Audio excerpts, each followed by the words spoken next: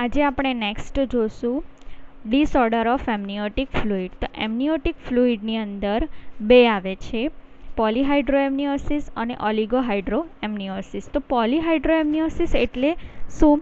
તો પોલી એટલે શું થાય છે? વધારે થાય છે, જ્યારે ઓલી એટલે ઓછું. તો પોલી એટલે યુટેરસમાં એક્સેસિવ પ્રમાણમાં લિક્વાયર એમનિયમ, કે એમનિયોટિક ફ્લુઇડ વધારે પ્રમાણમાં ભરાઈ જાય તો એને પોલીહાઇડ્રોએમનિયોસિસ કહેવાય છે. જ્યારે ઓલિગોહાઇડ્રોએમનિયોસિસ એટલે શું? કે જે યુટેરસની અંદર એમનિયોટિક ફ્લુઇડ હોય છે તે જરૂર કરતાં ઓછું થઈ જાય છે. તો નોર્મલી કેટલું હોય છે? 300 થી 500 ml જેટલું હોય છે, પણ એના કરતાં ઓછું થઈ જાય છે તો એને ઓલિગો, અને વધી જાય તેને પોલીહાઇડ્રોએમનિયોસિસ કહેવાય છે. કોમ્પ્લિકેશન ડ્યુરિંગ લેબર, કે લેબર ટાઈમે, ડિલિવરી ટાઈમે કઈ કઈ કોમ્પ્લિકેશન આવી શકે છે? તો અન્ય રીતે ડિલિવરી કન્ડક્ટ કરવામાં ઘણી વખત બેબી યુટેરસમાં આડું, ત્રાસું, ઊભું કે પછી નાળ વીંટળાઈ ગયેલી હોય છે. તો તે પરિસ્થિતિમાં ખૂબ જ કાળજીપૂર્વક એની ડિલિવરી કરવાની હોય છે. કે આડું, ઊભું, ત્રાસું થઈ જાય તો આપણે ડિલિવરી કરાવીએ છીએ તો તે સમયે બહુ કાળજી રાખવાની હોય છે, કારણ કે મધર અને ચાઇલ્ડના જીવને જોખમ ઊભો થાય તે જોવાની જવાબદારી કોની છે? મિડવાઇફની અને ડૉક્ટરની. જરૂર જણાય તો પછી સિઝેરિયન સેક્શન કરી લેવું. નેક્સ્ટ છે માલ પ્રેઝન્ટેશન. તો બેબી બર્થ માટેની આઈડિયલ પોઝિશન, તેનું હેડ જે છે તે ઉપર તરફ, એટલે માથું આ રીતે હોય છે અને પગ ઉપર તરફ હોય છે. એટલે આ જે છે તે પેલી રીતે કીધું છે, પણ નોર્મલી શું હોય છે કે વજાઈના પાસે એનું માથું હોય છે અને લેગ જે છે તે ઉપર, અને એક એકદમ કેવું હોય છે? આમ સૂતેલું, એટલે માથું આખું આમ હોય છે. એના પછી કીધું જ છે આગળ કે ચીન જે છે તે ચેસ્ટ સાથે દબાયેલું હોય છે, એટલે એના ગાલ જે છે તે ચેસ્ટ સાથે દબાયેલા હોય છે. આ સ્થિતિને શું કહેવાય છે? ફ્લેક્સ, એટલે આમ હોય છે, જેને શું કહેવાય છે? ફ્લેક્સ કહેવાય છે. પેલ્વિસમાં બરાબર બોડી ગોઠવાય અને બર્થમાં સરળતા રહે છે, કે એ રીતે હોય છે કે એનું માથું જે છે તે વજાઈના તરફ આમ વળેલું હોય છે, પછી રાઉન્ડમાં, અને પગ વળેલા હોય છે. તો એ જે છે તે આઈડિયલ પોઝિશન હોય છે. જ્યારે બેબી યુટેરસમાં યોગ્ય રીતે ગોઠવાયેલું ન હોય, કારણ કે નોર્મલ રીતે બર્થ ન થઈ શકે, તો તેને માલ પ્રેઝન્ટેશન કહેવાય છે. કે નોર્મલી જે રીતે ગોઠવાવું જોઈએ એ રીતે નથી ગોઠવાતું અને પછી ડિલિવરીમાં પણ પ્રોબ્લેમ થાય છે. તો આ જે છે તેને શું કહેવાય છે? માલ પ્રેઝન્ટેશન. તો તેના અલગ અલગ પ્રકાર હોય છે. ફર્સ્ટ છે વર્ટેક્સ પ્રેઝન્ટેશન. બોડી લોન્જિટ્યુડિનલ લાઇન ઊભું હોય અને પહેલાં તેનું હેડ પેલ્વિસમાં પ્રવેશ કરે છે. ઓકે, વર્ટેક્સ પ્રેઝન્ટેશન જે છે એને શું કહેવાય છે? તો એ માથું જે છે તે પેલ્વિસની અંદર આવે છે. પેલ્વિસ હોય છે ને ત્યાં માથું આવે છે, જેને વર્ટેક્સ પ્રેઝન્ટેશન કહેવાય છે. Face presentation. ફીટસનું ફેસ બર્થ કેનાલમાં આગળ આવે, પરંતુ નેક ખેંચાયેલી હોય છે, કે એનું ગળું જે છે તે ખેંચાયેલું હોય છે, જે આકૃતિમાં બતાવ્યું છે ફર્સ્ટ, કે એનું મોઢાનો ભાગ છે, એટલે આ ભાગ છે તે વજાઈના તરફ આવે છે, પેલ્વિસમાં આવે છે, અને એનું ગળું જે છે તે ખેંચાયેલું રહે છે. Brow presentation. બેબીનું બ્રો, લટાર, એટલે કે ચીન સાથે જોડાયેલું ન હોય. ઓકે, જે આકૃતિમાં બતાવ્યું છે સેકન્ડ. બ્રો પ્રેઝન્ટેશન એટલે આ વાળો ભાગ જે છે તે વજાઈના તરફ આવે છે. શોલ્ડર પ્રેઝન્ટેશન એટલે વજાઈના પાસે શું આવશે? શોલ્ડર એનું દેખાશે. બેબીનું યુટેરસમાં ટ્રાન્સવર્સ લાઈ પોઝિશનમાં આડી હોય ત્યારે, કે બેબી આડું હોય ત્યારે આ એનું શોલ્ડર આવે છે. બ્રીચ પ્રેઝન્ટેશન એટલે એના પગ વજાઈના પાસે આવે છે, જેને બ્રીચ પ્રેઝન્ટેશન કહેવાય છે. જ્યારે બેબીનું બટક્સ, થાપાનો ભાગ યુટેરસના નીચેના ભાગમાં આવી જાય ત્યારે આ સ્થિતિ સર્જાય છે, કે બ્રીચ પ્રેઝન્ટેશન એટલે આ પગ, થાપાનો ભાગ નીચે આવે છે ત્યારે. એની અંદર બી પ્રકાર પડે છે. ફર્સ્ટ છે કમ્પ્લીટ બ્રીચ. બેબીના બંને લેગ એકબીજા સાથે ક્રોસમાં ગોઠવાયેલા હોય છે, કે બંને પગ એકબીજા સાથે ક્રોસમાં ગોઠવાયેલા હોય છે, જેને શું કહેવાય છે? કમ્પ્લીટ. જે અહીંયા આકૃતિમાં બતાવ્યું છે નીચે, કમ્પ્લીટ બ્રીચ. ઇનકમ્પ્લીટ. બેબીનો એક પગ નીચે તરફ ને બીજો પગ ઉપર તરફ રહે છે, તેને ઇનકમ્પ્લીટ. એક નીચે છે અને એક ઉપર છે. પછી ફ્રેન્ક બ્રીચ. 65 થી 70% બ્રીચ કન્ડિશનમાં આ પ્રકારની હોય છે, જેમાં બેબીના બંને પગ નીથી વળેલા અને બેબીના ઇયર સુધી ઉપર તરફ ખેંચાયેલા રહે છે. જો આકૃતિમાં બતાવ્યું છે કે ફ્રેન્કમાં શું હોય છે કે બંને ઉપર તરફ બી છે અને અહીંયા કાન પાસે ઇયર સુધી જે છે તે અડે છે, અને 70% જેટલી બ્રીચ પોઝિશન આ નોર્મલી જોવા મળે છે. કોમ્પ્લિકેશન ઓફ બ્રીચ પ્રેઝન્ટેશન, કે બ્રીચ પ્રેઝન્ટેશન હોય છે ત્યારે કઈ કઈ કોમ્પ્લિકેશન જોવા મળે છે? તો ઓબ્સ્ટ્રક્ટેડ લેબર, નોર્મલ રીતે ડિલિવરી ન થાય, કે જ્યારે બ્રીચ પ્રેઝન્ટેશન હોય છે ને ત્યારે ઓબ્સ્ટ્રક્ટેડ લેબર એટલે કે ડિલિવરી સમયે આપણને શું આવે છે, પ્રોબ્લેમ્સ આવે છે. કોર્ડ પ્રોલેપ્સ, જે કોર્ડ જે છે તે વીંટળાઈ જાય છે, ગળામાં અમ્બિલિકલ કોર્ડ જે છે તે વીંટળાઈ જાય છે. ઇન્ટ્રાક્રેનિયલ હેમરેજ, બેબીના હેડને ઇન્જુરી થઈ જાય છે કે માથામાં ઇન્જુરી થઈ શકે છે. અસ્ફેક્સિયા, શ્વાસ લેવામાં તકલીફ થાય છે. બેબીને ઇન્જુરીના કારણે જીવનભરની ખોડખાંપણ પણ આવી શકે છે, કે એને ઇન્જુરી થાય, સમજો કે માથામાં વાગી ગયું છે તો એને હંમેશ માટે એવું થાય કે એની યાદશક્તિ ઓછી રહેતી હોય, પછી એવું થાય કે એને શોલ્ડર ફ્રેક્ચર થઈ જાય તો એને હંમેશ માટે ઇન્જુરી જે આવી જાય છે, ફ્રેક્ચર થયેલું હોય, એને સર્જરી કરાવેલી હોય છે.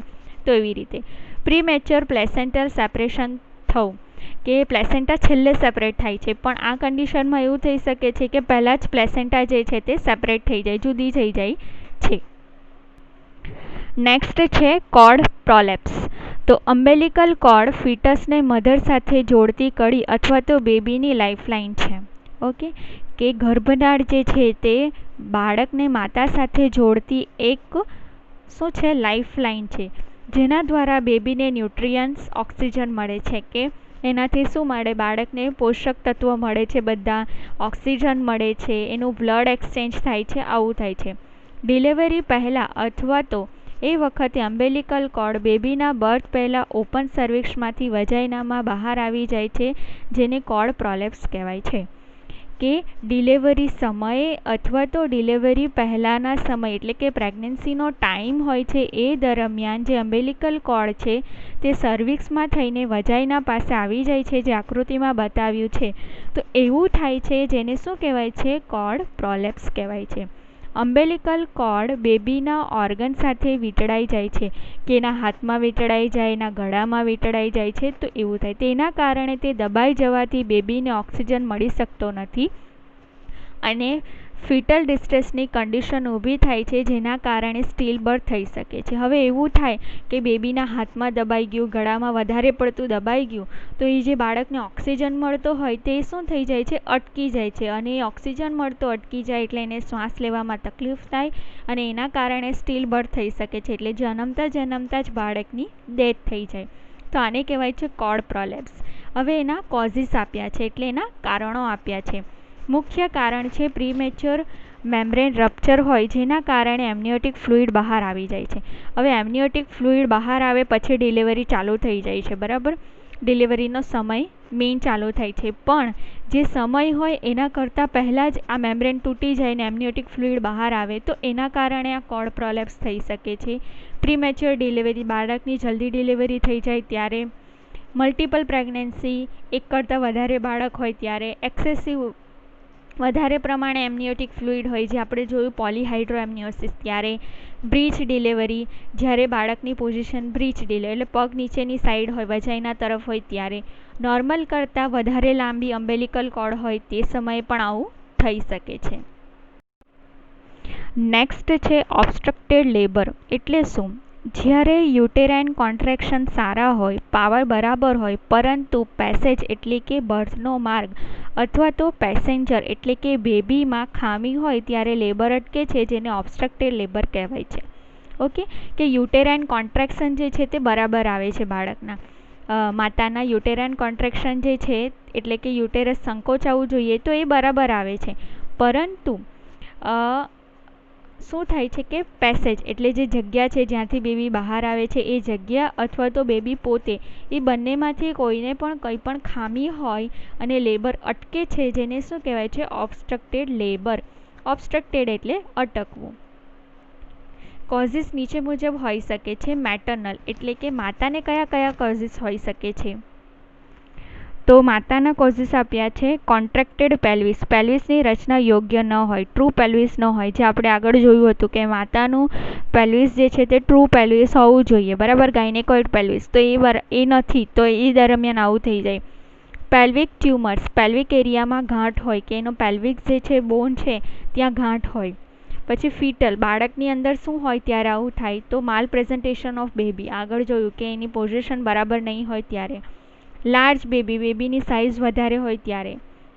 હાઇડ્રોસિફિલસ બેબીનું માથું જે છે તે મોટું હોય તે દરમિયાન.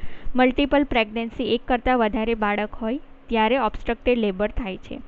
મેટર્નલ ડિસ્ટ્રેસ માતા પર આવતો તણાવ કે શું થાય છે, 90 કરતાં વધારે પલ્સ થઈ જાય છે, એના હૃદયના ધબકારા, એને ટેમ્પરેચર વધી જાય છે, એન્ઝિયસ એક્સપ્રેશન એને બેચેની ડર જેવો લાગે છે, સ્કિન ઠંડી પડી જાય છે, ફૂડ ન લે ખાવાનું નથી લેતા, વોમિટિંગ અને ડિહાઇડ્રેશન થઈ શકે છે કે વોમિટિંગ થાય છે અને શરીરમાંથી પાણી ઓછું થઈ જાય. ટ્રીટમેન્ટ તે દરમિયાન આપણે ટ્રીટમેન્ટ શું આપવાની હોય છે તો મેડિકલ એડ કે મેડિકલ કોઈ બી એને મેડિસિન આપવાની હોય તો એ આઈવી ફ્લુઇડ, ઇન્ટ્રાવેનસ ફ્લુઇડ એટલે એને પાઇપ ચડાવવાના. ઓપરેટિવ પ્રોસિજર જરૂર જણાય તો ઓપરેટિવ પ્રોસિજર એટલે સિઝેરિયન સેક્શન કરવું પડે તો સિઝેરિયન સેક્શન કરી દેવાનું. નેક્સ્ટ છે ફિટલ ડિસ્ટ્રેસ, ફિટસ ઉપર આવતો તણાવ કે બાળક ઉપર શું થાય છે તો એના સાઇન FHS જે છે એના હૃદયના ધબકારા 160થી વધી જાય છે, ત્યારબાદ ઘટવા માંડે છે, ઘટીને 100 સુધી આવી જાય છે, જે ગંભીર બાબત ગણાય છે. ઇરેગ્યુલર FHS કે કોઈક વાર બતાવે કોઈક વાર નથી બતાવતા, આવું થઈ જાય. બ્રીચ પ્રેઝન્ટેશન ન હોવા છતાં લિક્વાયરમાં મેકોનિયમ આવે છે, ઓકે, કે એની બ્રીચ પ્રેઝન્ટેશન નથી છે તે છતાં શું થાય છે કે સ્ટૂલ પાસ કરી દે છે અંદર ને અંદર જ. ટ્રીટમેન્ટ શું છે કે આવું થાય ફિટલ ડિસ્ટ્રેસ થાય ત્યારે શું કરવાનું તો મેટર્નલ સાઇનોસિસ અટકાવવા માટે ઓક્સિજન આપો કે માતાના શરીરમાંથી ઓક્સિજન ઓછું થઈ જાય એટલા માટે એને ઓક્સિજન ચડાવો. એપિઝોટોમી વજાઈના કટ કરી દેવું, ફોર્સેપ ડિલિવરી કરવી અથવા તો સિઝેરિયન સેક્શન કરવું. નેક્સ્ટ છે પોસ્ટપાર્ટમ હેમરેજ કે એ શું છે બેબીના બર્થ બાદ જેનાઇટલ ટ્રેકમાંથી બ્લીડિંગ થાય છે જેને પોસ્ટપાર્ટમ હેમરેજ કહેવાય. નોર્મલી બ્લીડિંગ તો થાય જ છે ડિલિવરી પછી, પણ જરૂર કરતાં વધારે પડતું બ્લીડિંગ આવે છે જેને શું કહેવાય છે પોસ્ટપાર્ટમ હેમરેજ. પોસ્ટપાર્ટમ એટલે ડિલિવરી પછી ને હેમરેજ એટલે બ્લીડિંગ થવું. આ એક ગંભીર સ્થિતિ છે જે પૂરતા પગલાં લેવામાં ન આવે તો માતા માટે જીવલેણ સાબિત થઈ શકે છે, ફેટલ. ઓકે, કે જો આપણે જરૂરી ટ્રીટમેન્ટ નહીં આપીએ, મેનેજમેન્ટ નહીં કરીએ તો માતાની ડેથ પણ થઈ શકે છે. પ્લેસેન્ટા બર્થ બાદ 6 વીક સુધીના ગાળામાં ક્યારેક પણ PPH થઈ શકે છે. ઓકે, કે પ્લેસેન્ટા બહાર આવી ગયું, બેબી બહાર આવી ગયું, પછીથી 6 વીક સુધી 6 અઠવાડિયા સુધી ગમે ત્યારે માતાને PPH થઈ શકે છે. વધારે બ્લડ લોસ થાય જેના કારણે મધર જે છે તે પ્રોલેપ્સ થઈ શકે છે, ઓકે, કોમામાં જતા રહે ક્યાં તો એમની ડેથ થઈ જાય. પ્રાઇમરી પોસ્ટપાર્ટમ હેમરેજ ડિલિવરી બાદ 24 કલાકના ગાળામાં જો એને વધારે બ્લીડિંગ થાય તો એને શું કહેવાય primary. Secondary postpartum haemorrhage delivery બાદના 24 કલાકથી લઈને 6 અઠવાડિયા સુધી ગમે ત્યારે PPH થાય છે જેને શું કહેવાય સેકન્ડરી. પ્રાઇમરી એટલે એક દિવસની અંદર થાય, સેકન્ડરી એટલે એ એક દિવસથી લઈને 6 અઠવાડિયા સુધીમાં ગમે ત્યારે PPH થઈ શકે છે. ટાઈપ્સ છે અટોનિક અને ટ્રોમેટિક. તો અટોનિક PPH એટલે શું? પ્લેસેન્ટા પ્રિવિયા, પ્લેસેન્ટા રિટેન્શન અથવા તો ઇનકમ્પ્લીટ સેપરેશન ઓફ પ્લેસેન્ટાના કારણે અથવા તો થર્ડ સ્ટેજ બરાબર મેનેજ ન કરવામાં આવે તો એ પ્રકારનું PPH જે છે તેને અટોનિક કહેવાય છે. કે આ બધી કન્ડિશન હોય છે, પ્લેસેન્ટા પ્રિવિયા, પ્લેસેન્ટા રિટેન્શન, પ્લેસેન્ટા જે છે તેની પોઝિશન બરાબર નથી, પછી પ્લેસેન્ટા અંદર જ રહી ગયું છે, પછી પ્લેસેન્ટા સેપરેટ નથી થયું, પછી થર્ડ સ્ટેજ હોય છે ડિલિવરીનો તે બરાબર મેનેજ કરવામાં નથી આવ્યો અને એના કારણે જે PPH થાય છે જેને અટોનિક કહેવાય છે. બ્લડ કોઆગ્યુલેશનની ક્રિયામાં ડેફિશિયન્સી અથવા તો APHના કારણે પણ થઈ શકે છે કે એનું બ્લડ કોઆગ્યુલેશન એટલે બ્લડ ગંઠાવું, તો એ પ્રક્રિયા માતામાં બરાબર નથી એના કારણે થઈ શકે છે. અને પ્રેગ્નન્સી દરમિયાન પણ એને બ્લીડિંગ આવતું હતું તો એ દરમિયાન પણ થઈ શકે છે જેને અટોનિક PPH કહેવાય છે. હવે છે ટ્રોમેટિક. ચાઇલ્ડ બર્થ દરમિયાન બર્થ કેનાલમાં ઘસારો લાગવાને કારણે કે ચાઇલ્ડ બર્થ થયું છે તો એ દરમિયાન એના યુટેરસમાં, વજાઇનામાં, સર્વિક્સમાં ઘર્ષણ લાગી ગયું છે, ઇન્જુરી થઈ ગઈ છે, એના કારણે વધારે પડતું બ્લીડિંગ થાય છે તો એને કહેવાય છે ટ્રોમેટિક. ઓકે.